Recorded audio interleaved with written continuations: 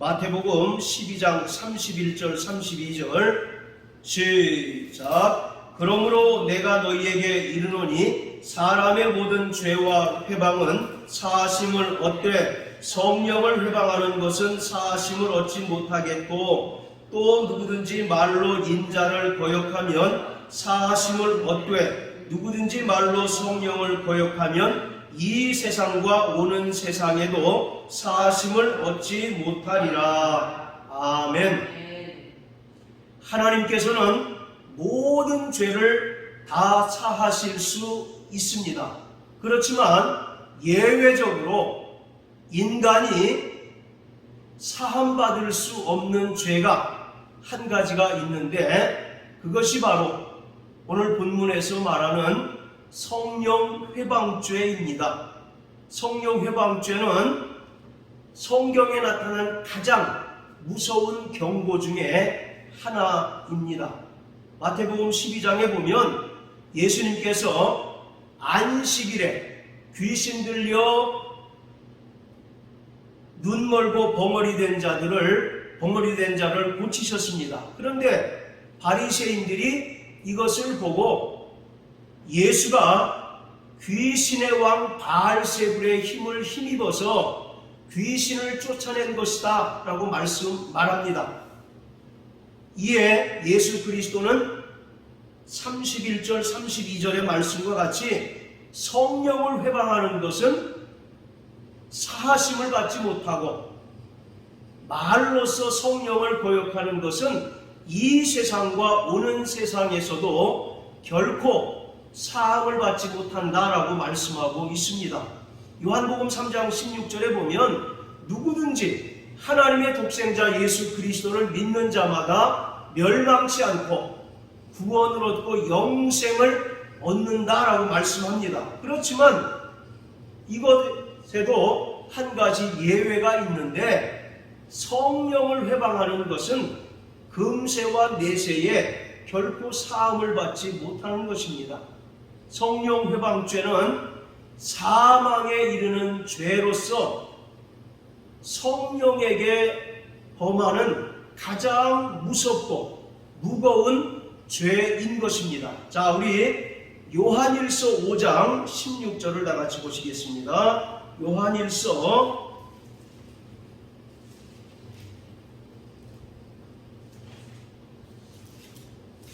요한일서 5장 16절 17절 시작.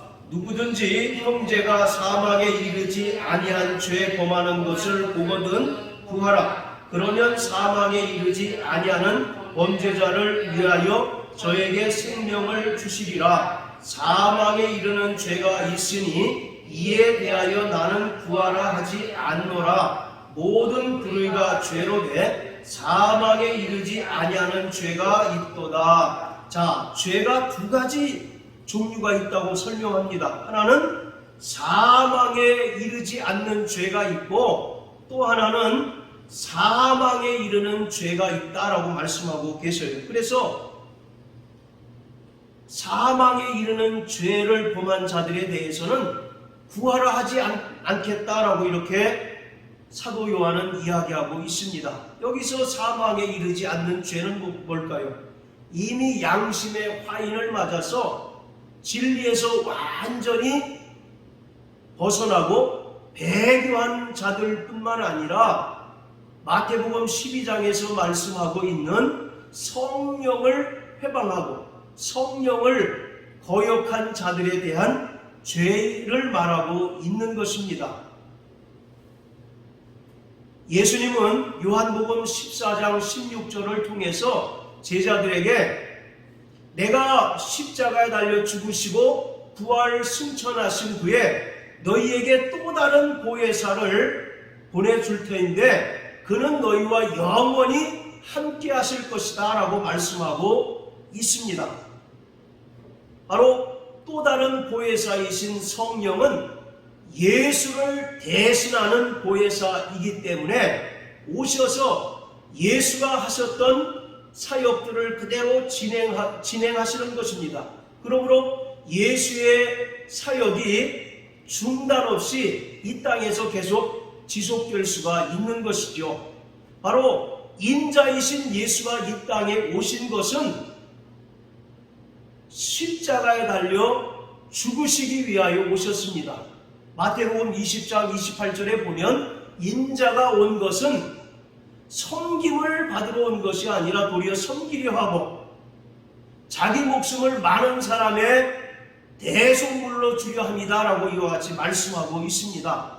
그가 본래 하나님 품속에 독생하신 하나님이셨는데 그가 말씀이 육신이 되어 이 땅에 오신 것은 죄인들을 구원하시기 위해서 친히 십자가에 달려 죽으시기 위하여 오셨다는 것이죠. 그래서 그가 3년 동안의 공생의 사역 동안 많은 고난을 당하셨고 또 고난의 절정인 십자가에 달려 죽으시고 부활하심으로써 모든 죄와 회방을 완전히 사해 주셨습니다.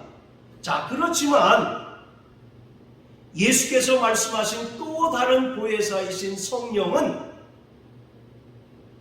고난받으러 오신 분이 아닙니다. 그는 이 땅에 오셔서 예수 그리스도를 증거함으로써 예수 그리스도를 영화롭게 하기 위하여 오신 분이십니다. 성령은 예수가 본래 영원전부터 아버지 품속에서 독생하신 하나님으로서 죄인들을 위하여 말씀이 육신이 되어 이 땅에 오셨고 비록 죄인처럼 십자가에 달려 죽으셨지만 그는 죄가 없는 분으로서 하나님 아버지께서 그를 다시 살리셨다라고 하는 것을 증거하시고 선포하시기 위해서 이 땅에 오신 것입니다. 마치 인간적인 측면으로 따지면 그가 마치 죄의 누명을 쓰고 죽으셨다면 바로 성령은 이 땅에 오셔서 그는 무죄하시다라고 하는 것을 입증하기 위하여 오신 분이십니다. 바로 보혜사라고 하는 말이 변호사라고 하는 뜻 아니겠습니까?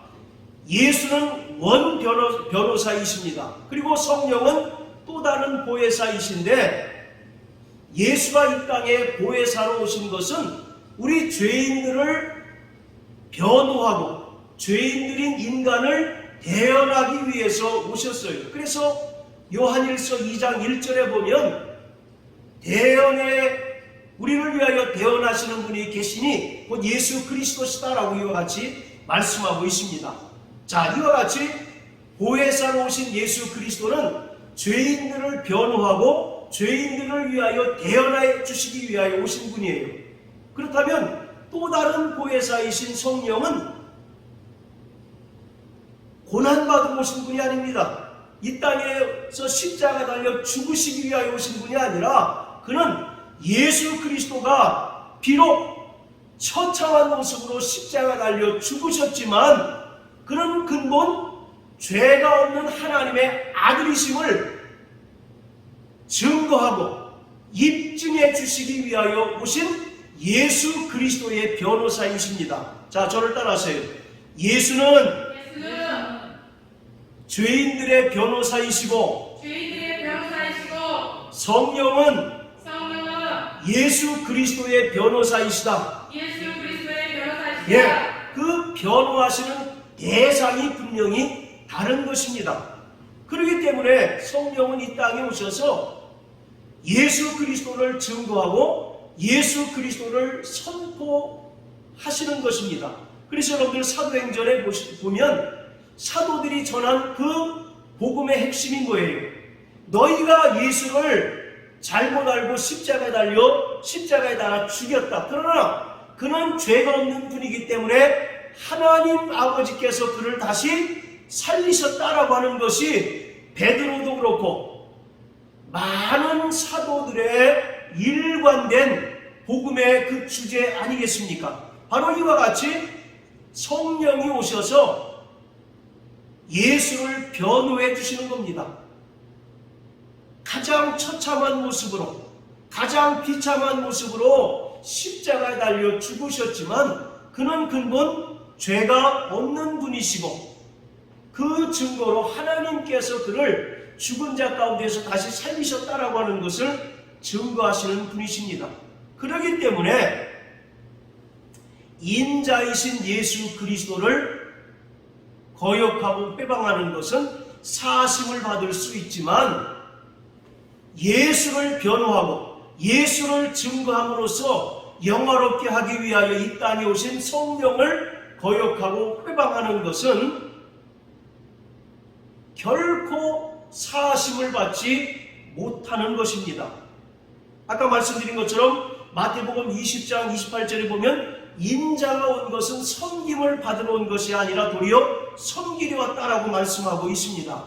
그렇지만 성령은, 물론 성경에 성령이 섬김을 받으러 오셨다라고 하는 말씀은 없지만, 성령이 이 땅에 오셔서 하시는 그 사역들을 보면 그는 마땅히 섬김을 받으러 오신 분과 같은 분이시라는 겁니다. 그래서 오늘 우리가 예수를 믿고 성령으로 거듭난 하나님의 자녀가 된 이후에 성령으로 신앙생활할 때 성령을 모시고 또 성령을 환영하고 또 성령께 우리의 모든 것을 의탁하고 내어드릴 때 성령은 우리 안에서 무제한으로 역사하실 수 있는 것입니다.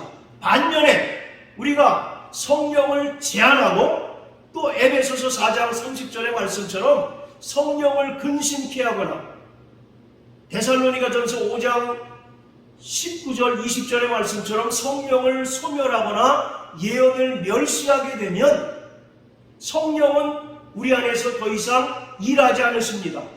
우리 안에서 더 이상 역사하지 않으시기 때문에 오늘 우리는 이 죄악이 관영한 세상에서 우리가 믿음으로 살아갈 근본적인 동력을 상실하게 되는 것입니다. 성령은 어떤 감화력, 능력이 아닙니다. 삼위일체 하나님으로서 인격과 신성을 가지신 분입니다.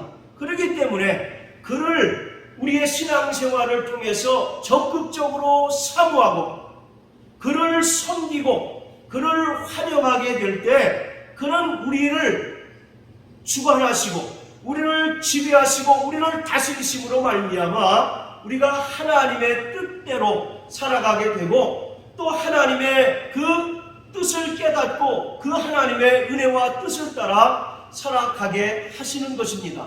고린도전서 2장에 보면 신령한 자는 모든 것을 판단하나 아무에게도 판단을 받지 않는다. 그리고 그 신령한 자는 그리스도 예수의 마음을 알아서 가르치는 자다라고 말씀하고 계셔요. 즉 신령한 자는 하나님의 뜻을 아는 자라는 것입니다.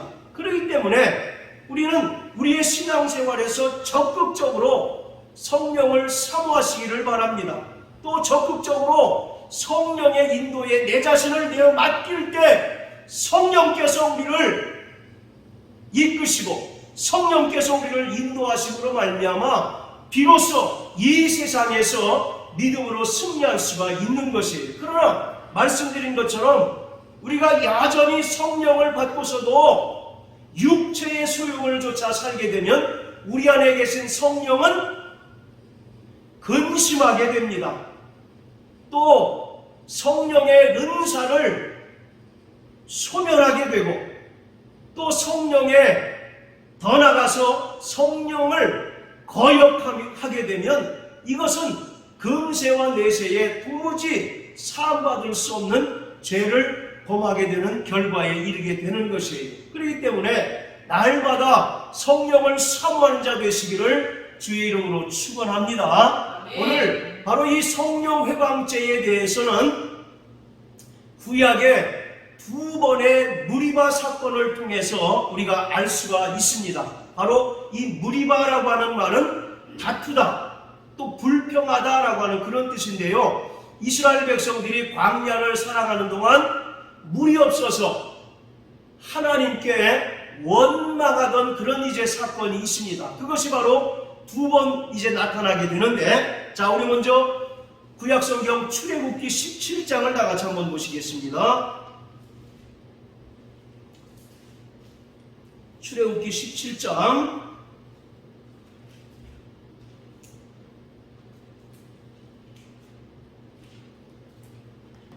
자, 1절부터 7절까지 같이 읽겠습니다. 시작. 이스라엘 자손의 온 회중이 여호와의 명령대로 신 광야에서 떠나 그 노정대로 행하여 르비딤의 장막을 쳤으나 백성이 마실 물이 없는지라. 백성이 모세와 다투어 가로되 우리에게 물을 주어 마시게 하라. 모세가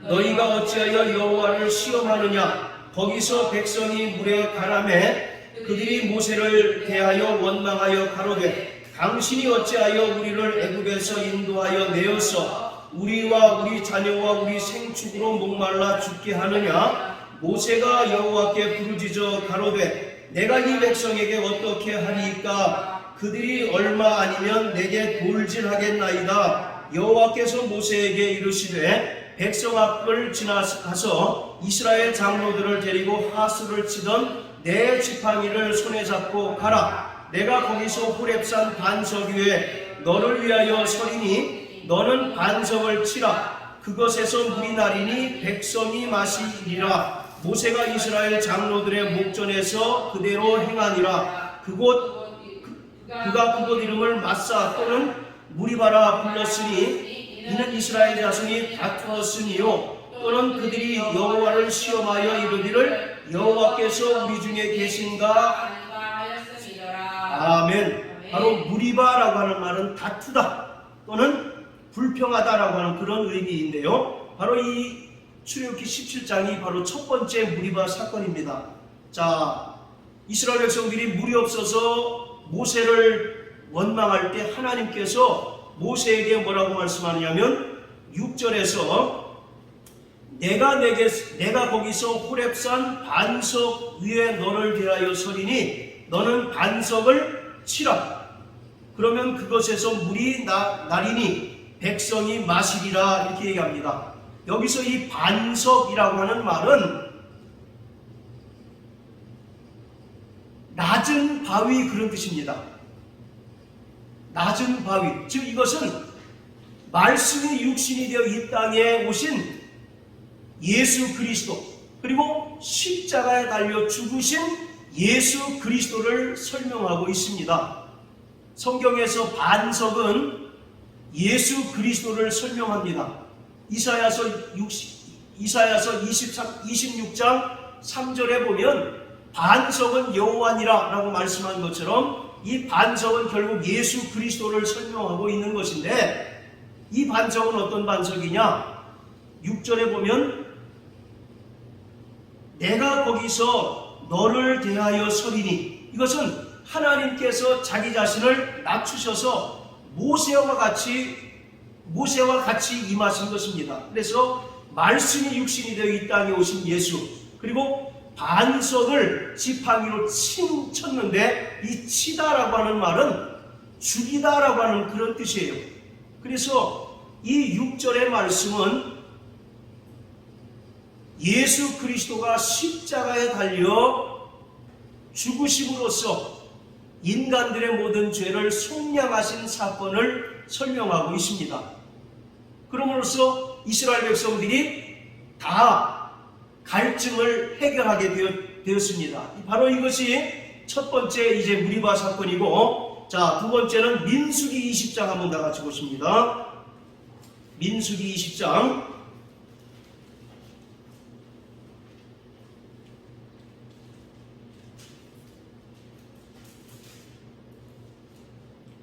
자, 2절부터 좀 긴데요. 13절까지 우리 교독하시겠습니다. 회중이 물이 없음으로 모여서 모세와 아론을 공박하니라. 백성이 모세와 다투어 말하여 그러되 우리 형제들이 여호와 앞에서 죽을 때에 우리도 죽었다면 좋을 뻔하였도다. 너희가 어찌하여 여호와의 총회를 이 광야로 인도하여 올려서 우리와 우리 짐승으로 다 여기서 죽게 하느냐? 너희가 어찌하여 우리를 애굽에서 나오게 하여 이 악한 곳으로 인도하였느냐? 이곳에는 가정할 곳이 없고 무화과도 없고 포도도 없고 송유도 없고 없고 마실 물도 없도다. 모세와 아론이 총회 앞을 떠나 회막문에 이르러 엎드리매 여호와의 영광이 그들에게 나타나며 여호와께서 모세에게 일러 가라사대 지팡이를 가지고 내 형 아론과 함께 회중을 모으고 그들의 목전에서 너희는 반석에게 명하여 물을 내라 하라. 내가 그 반석으로 물을 내게 하여 회중과 그들의 짐승에게 마시울지니라. 모세가 그 명대로 여호와 앞에서 지팡이를 취하니라. 모세와 아론이 총회를 그 반석 앞에 모으고 모세가 그들에게 이르되 패역한 너희여 들으라. 우리가 너희를 위하여 이 반석에서 물을 내랴 하고 그 손을 들어 그 지팡이로 반석을 두번치매 물이 많이 솟아남으로 회중과 그들의 짐승이 마시니라. 여호와께서 모세와 아론에게 이르시되 너희가 나를 믿지 아니하고 이스라엘 자손의 목전에 나의 거룩함을 나타내지 아니한 거로 너희는 이 총회를 내가 그들에게 준 땅으로 인도하여 드리지 못하리라 하시니라. 이스라엘 자손이 여호와와 다투었으므로 이를 무리바 무리라 하니라. 여호와께서 그들 중에서 그 거룩함을 나타내셨도다. 이것이 두 번째 무리바 사건인데 출애굽기 17장의 사건과 동일한 사건이 아닙니다. 자, 이때도 여전히 이스라엘 백성들이 물이 없어서 하나님을 향해서 원망합니다. 그때 하나님께서 모세에게 뭐라고 말씀하시느냐면 8절에 말하기를 모세와 아론에게 말하기를 너희는 반석에게 명하여 물을 내라 하라. 그러면 내가 그 반석으로 물을 내게 하여 회중과 그들의 짐승에게 마시우게 하겠다라고 말합니다. 첫 번째 무리바 사건 때는 하나님께서 모세에게 지팡이로 반석을 치라고 말씀하고 계시죠. 그런데 두 번째 무리바 사건에서는 지팡이로 반석을 치라고 명하지 않으시고 명령하라고 말씀하셨습니다. 물을 내라 이렇게 명령하라고 하셨어요. 그런데 이 모세가 어떤 행동을 취하냐면 자 11절 다 같이 보십시오. 그 손을 들어 그 지팡이로 반석을 두 번 치매 물이 많이 솟아나오므로 회중과 그들의 짐승이 마시니라. 하나님께서는 분명히 모세에게 뭐라고 명령하셨습니까? 명령하라고 하셨죠. 반석을 향해서 물을 내라고 이와 같이 명령하라고 하셨는데 모세가 그만 지팡이로 반석을 두 번 내리쳤더니 결국 물이 솟아나와서 백성들이 이제 물을 마시게 됐습니다. 그러면서 하나님께서 12절에 말씀하시기를 모세와 아론에게 너희는 나를 믿지 아니한 거로 약속의 땅에 들어가지 못하게 하시겠다라고 말씀합니다. 사람들은 모세가 마치 굉장히 분노해서 두 번 내리친 것으로 이렇게 이야기하고 있지만 엄격하게 말하면 바로 이것은 성령을 거역하고 회방한 죄입니다. 자, 거기서 보면 여기서 반석이라고 하는 단어는 아까 출애굽기 17장의 이 반석은 낮은 바위라고 하는 뜻을 가지고 있는 반면에 여기서 반석이라고 하는 말은 높은 바위 그런 뜻입니다. 따라서 높은 바위. 즉 예수 그리스도께서 십자가에 달려 죽으시고 부활 승천하셔서 하늘 보좌 우편에 앉으셔서 영광을 받으신 상태를 말하고 있는 거예요. 그가 다시 죽으실 수 있습니까? 없습니까? 다시 죽으실 수 없잖아요. 그렇다면 그를 전적으로 환영하고 섬겨야 됨에도 불구하고 모세와 아론은 하나님의 명령에 불순종하여서 지팡이로 반석을 두 번 내리쳤습니다. 그리고 그 결과로 모세와 아론은 하나님의 약속이 이루어지는 가나안 땅에 들어가지 못하고 결국 죽게 되는 결과를 초래하게 되었습니다. 이것이 바로 성령 회방죄인 것이죠. 다시 속죄하는 죄사가 없고 바로 회개가 불가능한 죄가 성령 회방죄입니다. 성경에서 이 회방이라고 하는 단어는 일반적으로 신성을 모독하고 하나님을 향해서 저주하다라고 하는 그런 의미를 가지는데 구체적인 의미는 구약과 신약을 통해서 나타난 하나님의 능력과 하나님의 위엄을 손상하는 말이나 행동을 바로 회방이라고 이와 같이 이야기합니다. 특히 구약에서는 여호와의 이름을 망령되이 취급하는 것, 그리고 하나님 대신 우상을 섬기는 죄가 바로 회방에 해당이 되는 거예요. 그래서 그 죄의 결과는 반드시 죽음으로 끝나게 되어 있습니다. 10계명 중에 세 번째 계명이 뭡니까? 여호와의 이름을 망령되이 일컫지 말라. 그러면 내가 죄 없다 하지 않겠다라고 하지 않습니까? 마찬가지로 여호와의 이름을 망령되이 일컫는 것, 그것이 바로 하나님을 회방하는 거예요. 또 성령을 바로 회방하는 것입니다. 구약에서 보면 이 이름이라고 하는 것, 특히 하나님의 이름은 하나님의 존재와 하나님의 속성을 나타내고 있습니다. 그러니까 하나님께서 이스라엘에게 이름을 계시하셨다라고 하는 것은 하나님께서 살아계시고 또 그 하나님께서 어떤 분이시라는 것을 이스라엘 백성들에게 분명하게 알려주셨다는 거예요. 그럼에도 불구하고 그 여호와의 이름을 망령되이 일컫고 여호와의 이름을 회방한다는 것은 하나님의 존재 자체를 부인하고 하나님의 존재 자체를 인정하지 않는 것으로서 결국 그것은 반드시 하나님께서 죄로 징벌하심으로써 죽게 될 것을 말씀하고 있는 거예요. 반면에 신약에서의 그 성령 회방이라고 하는 것은 성령의 역사를 마귀의 역사로 평가절하하는 것입니다. 마태복음 12장에서 예수님께서 성령의 권능으로 귀신을 내어 쫓으셨지 않습니까? 그래서 마태복음 12장 28절에 보면 성령으로 귀신을 내어 쫓은 것이면 하나님의 나라가 너희에게 임하였다라고 말씀하고 계셔요. 예수는 분명히 성령의 권능으로 귀신을 내어 쫓으셨습니다. 그럼에도 불구하고 바리새인들은 뭐라고 얘기합니까?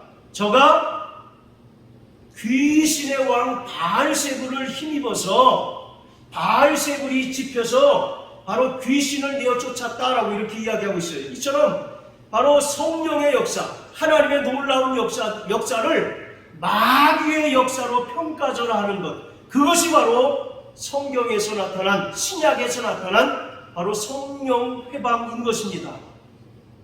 분명한 이적과 증거가 나타났음에도 불구하고 그것을 애써 부인하거나 부정하기 위해서 마치 마귀의 역사로 폄하하는 것, 그것이 바로 성령 회방죄인 것이에요. 그리고 또 신약에서 성령 회방은 진리를 의심하고 진리를 부정하는 겁니다.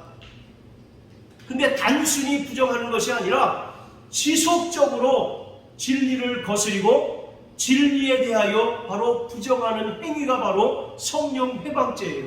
히브리서 12장 26절에 보면 짐짓죄를 범하면 다시 속죄하는 제사가 없다라고 말씀하고 계세요. 바로 여기서 짐짓이라고 하는 것은 모르는 자가 모르는 가운데 짓는 죄가 아니라 분명히 알고서도 또 고의적으로 짓는 또 그리고 습관적으로 짓는 죄가 바로 짐짓죄인 것입니다. 오늘 이와 같이 성경에서 말하는 신약 성경에서 말하는 성령 회방죄는 두 가지 경우입니다. 그 외에 목회자들이 마치 전가의 보도처럼 목사를 대적하면 성령 회방죄고 또 11조를 떼어먹으면 말라기 3장의 말씀을 근거로 해서 11조를 떼어먹으면 성령을 회방했다라고 이렇게 이제 이야기하기 쉬운데 성령 회방죄는 성경에서 딱 두 가지입니다. 성령의 역사를 마귀의 역사로 평가절하하거나 또는 진리의 지식을 받은 후에 그 진리를 고의로 또 습관적으로 계속 훼손하고 어기는 경우 딱 두 가지가 성령 회방죄에 해당이 되는 거예요. 자, 그렇다면 이 성령 회방죄는 어떤 특징이 있을까요? 첫 번째, 유일하게 용서받을 수 없는 죄가 성령 회방죄입니다. 자, 따라하세요. 유일하게 용서받을 수 없는 죄다. 네, 단순히 성령을 거역하는 것이 아니라 성부, 성자, 성령 삼위일체 하나님을 거역하는 죄이기 때문에 이것에 대해서는 용서받을 수 없는, 사함받을 수 없는 바로 그러한 죄입니다. 아까 요한일서 5장 16절 17절에 보면 사망에 이르는 죄에 대해서는 구하지 않는다라고 말씀하고 있지 않습니까? 이와 같이 모든, 자, 우리 마태복음 12장 한번 다 같이 보세요. 12장 31절 보시면 모든 죄와 회방은 사하심을 얻습니다. 분명히 그렇게 되어 있죠. 12장 31절에 보면 모든 죄와 회방은 사하심을 얻는다라고 말합니다. 인간이 범하는 모든 죄와 회방은 예수 그리스도의 그 속죄 사역으로 인해서 사함받을 수 있어요. 그렇지만 성령을 회방하는 것은 사하심을 받지 못한다라고 예수님께서 직접 말씀하고 계셔요. 그래서 이 성령 회방죄를 지나치게 확대 해석하거나 또는 지나치게 축소 해석해서는 안 된다. 예수님께서 하신 말씀을 근거로 해서 아까 말씀드린 것처럼 성령의 역사를 마귀의 역사로 평가절하하거나 폄하하거나 또는 히브리서 12장 26절의 말씀처럼 진리의 지식을 받고 안 후에 지속적으로 습관적으로 고의적으로 거슬리고 거역하는 것, 그것만 바로 성령 회방죄에 해당된다라는 거죠. 자, 그래서 이 성령 회방죄는 유일하게 용서받을 수 없는 죄가 성령 회방죄입니다. 자, 그리고 두 번째 성령 회방죄의 특징은 불신자들이 범하는 죄가 아니라 신자들이 범하는 죄입니다. 따라하세요. 불신자들이 범하는 죄가 아니라 신자들이 범하는 죄이다. 네, 불신자들이 범하는 죄는 그 불신의 죄이겠죠. 그러나 성령 회방죄는 분명히 예수님께서도 말씀하잖아요. 모든 죄와 회방은 사하심을 얻되 콕 집어서 누구를 회방하면 성령을 회방하는 것은 사함을 받지 못한다라고 얘기하잖아요. 이와 같이 이 성령 회방죄는 불신자들이 범하는 죄라기보다는 신자들이 범하는 죄이다. 오랜 신앙생활의 연전을 가진 자들이 범하기 대단히 쉬운 죄가 바로 성령 회방죄입니다. 그렇기 때문에 우리는 끊임없이 경계를 늦추지 말아야 합니다. 내가 성령을 혹여나 근심시키고 있지는 않는지, 또 성령의 은사를 소멸하고 있지는 않은지, 더 나아가서 성령을 회방하지 않는지를 늘 고민하고 자기 자신을 살펴야 합니다. 자, 우리 디모데전서 1장 13절 14절 다 같이 한번 보십니다. 디모데전서 1장 13절 14절 우리 김 집사님 큰 소리로 한번 읽어주십시오. 내가 전에는 해방자요 핍박자요 보행자였으나 도리어 국리를 입은 것은 내가 믿지 아니할 때에 알지 못하고 행하였습니다. 우리 주의 은혜가 그리스도 예수 안에 있는 믿음과 사랑과 함께 넘치도록 풍성하였도다. 예, 자 보세요. 바울도 자신이 전에는 하나님을 회방하고 또 이제 교회를 핍박하는 자였었고 포행자였다는 이렇게 얘기합니다. 그런데 지금은 긍휼히 이루었다라고 얘기하지 않습니까? 왜 그렇습니까? 그가 회방했던 시점은 언제예요? 예수를 영접하고 난 이후입니까? 이전입니까? 자, 거기 보세요. 13절에 보면 내가 믿지 아니할 때, 그리고 알지 못하고 행하였다라고 이렇게 얘기하지 않습니까? 네. 그렇기 때문에 이 성령 회방죄는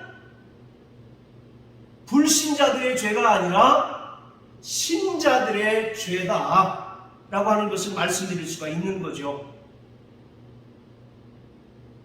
자, 그리고 세 번째, 이 성령 회방죄의 특징은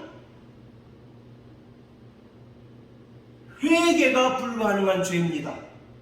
따라하세요. 성령 회방은 회개가 불가능하다. 자, 세 가지 특징이 뭐였습니까? 첫째, 유일하게 용서받을 수 없는 죄가 성령 회방이라고 말씀드렸죠. 네. 그리고 두 번째, 불신자가 범하는 죄가 아니라 신자가 범하는 죄다. 그리고 세 번째는 회개가 불가능한 죄다. 이것은 고의적으로, 악의적으로, 습관적으로 범하는 죄이기 때문에 회개가 불가능하다. 히브리서 12장 다 같이 보십니다. 히브리서 12장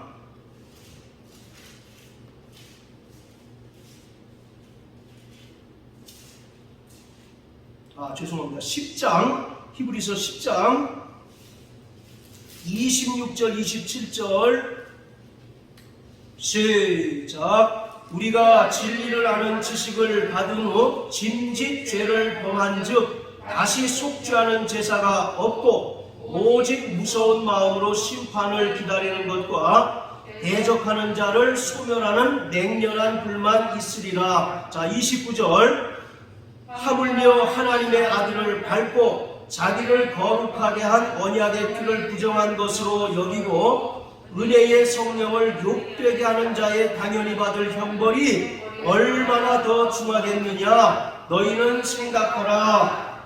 29절에 언약의 피를 부정한 것으로 여기고 은혜의 성령을 욕되게 하다. 성령을 거역하고 회방하다라고 하는 그런 뜻입니다. 그래서 26절에 보면 진리를 아는 지식을 받은 후 짐짓죄를 범하면 다시 속죄하는 제사가 없고 맹렬한 불만이 있다라고 얘기합니다. 이 말은 다시 회개가 불가능하다라는 얘기입니다. 따라서 짐짓. 네, 이 말은 고의로, 자의적으로 그런 뜻이에요.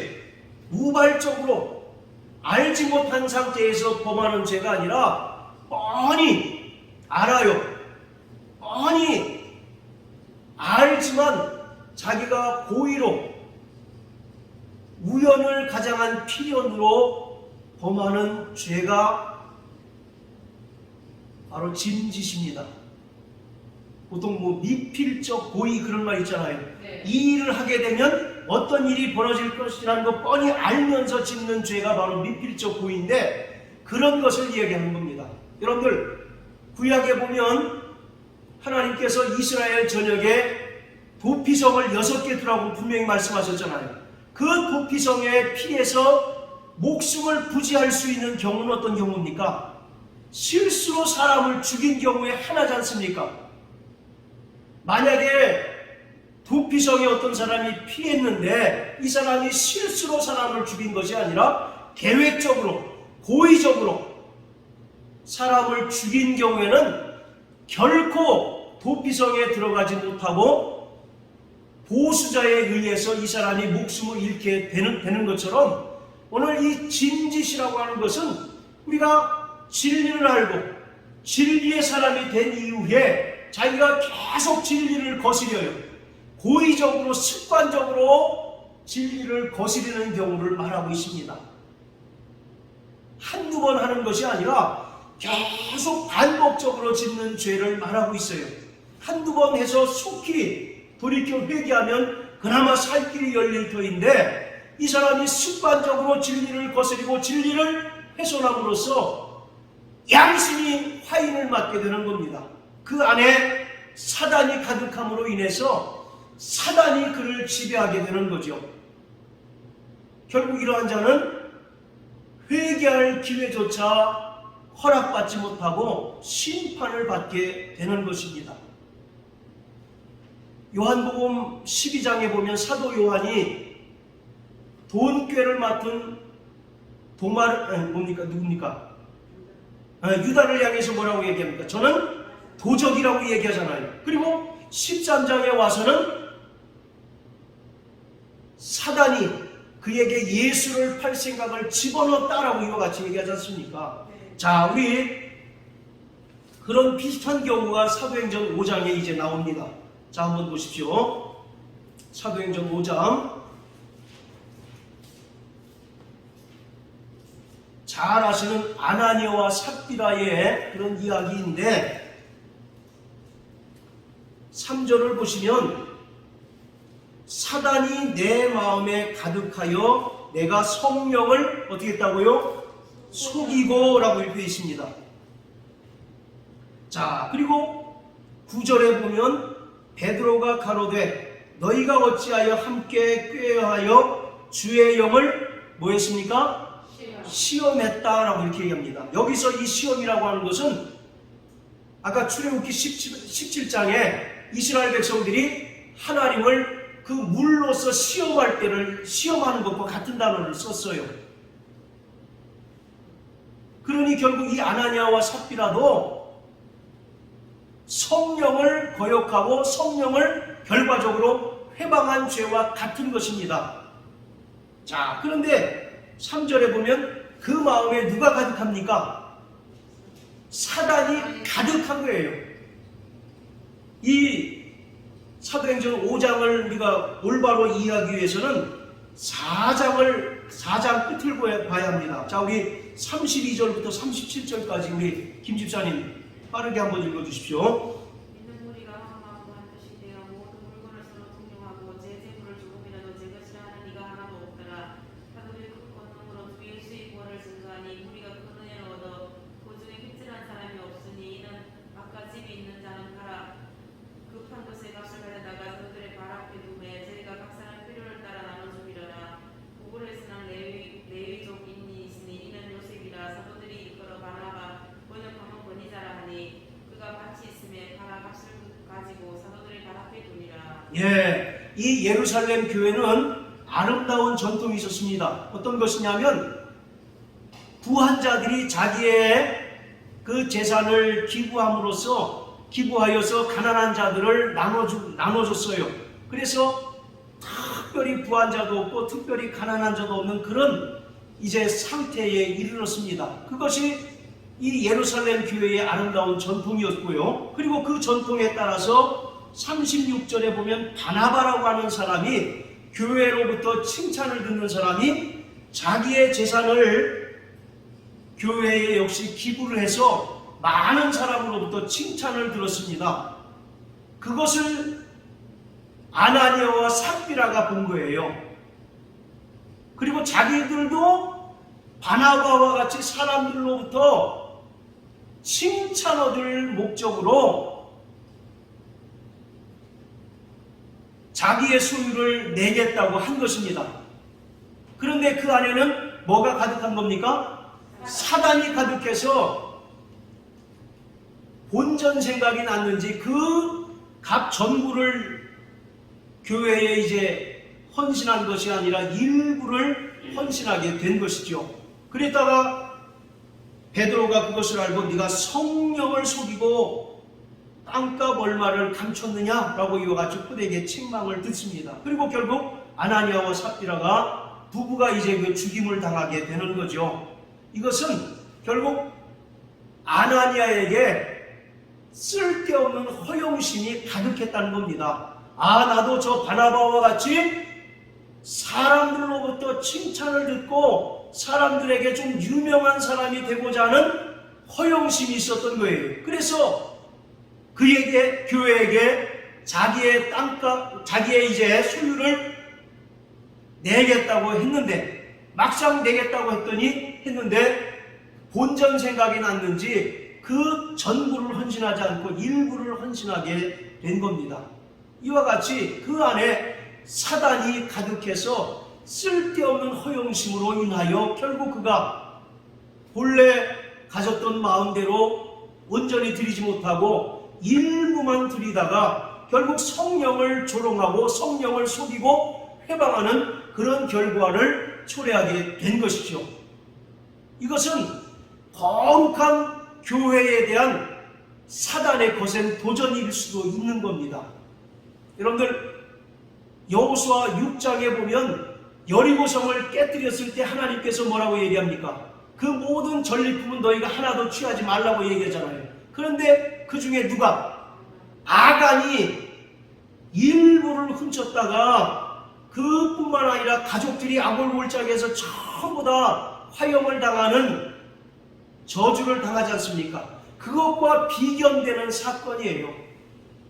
성령께서 하나 되게 하신 이 교회의 거룩한 질서, 거룩한 안식을 깨는 바로 그런 행위로 본 것입니다.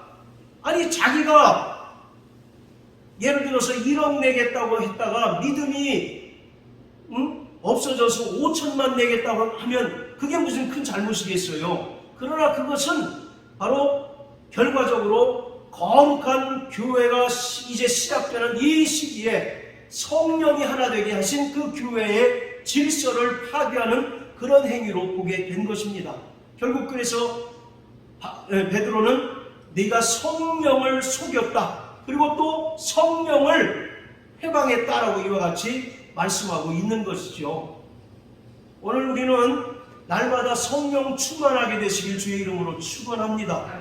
그리고 성령을 제한하거나 성령을 근심시키거나 성령의 은사를 소멸치 않게 되시기를 바랍니다. 뿐만 아니라 오늘 성경 본문과 같이 정말 성령을 회방하는 자 되지 않게 되시기를 주의 이름으로 축원합니다.